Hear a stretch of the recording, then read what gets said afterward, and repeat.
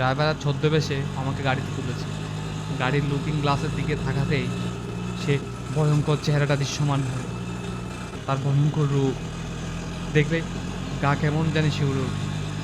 তাকে দেখে আমার গলার পানি শুকিয়ে যায়। তোর কাজ এখন আমার সাথে। আমি তোর গন্তব্য ঠিক করে দেব। হা হা হা হা হা। ইয়া হা হা হা হা। আমি আশপাশে তাকাচ্ছিলাম, বাঁচাও বাঁচাও বলে জোরে জোরে চিৎকার করতে লাগলাম। চিৎকার করে কোনো লাভ নেই, তোর কথা কেউ শুনতে পাবে না। আর তোকে যে জায়গায় নিয়ে এসেছি সেখানে জীবজন্তু ছাড়া আর কোনো মানব দেহই নেই। তুমি কেন এমন করছো? আমি তো আমার ভুলের জন্য অনুশোচনা বোধ করছি। দয়া করে আমাকে ছেড়ে দাও। আমাকে কি ক্ষমা করা যায় না? না, নরপিশাচদের জন্য আমার কোনো দয়া নেই। আমি আমার প্রতিশোধ নিবই। কেন সেদিন মনে হয়নি এ কথা? এটা তো একটা অ্যাক্সিডেন্ট ছিল। আমরা তো আর ইচ্ছা করে এটা করিনি। তাহলে কেন আমাদের উপর তুমি দায় চাপাচ্ছ? কেন আমার উপর প্রতিশোধ নিতে চাচ্ছ?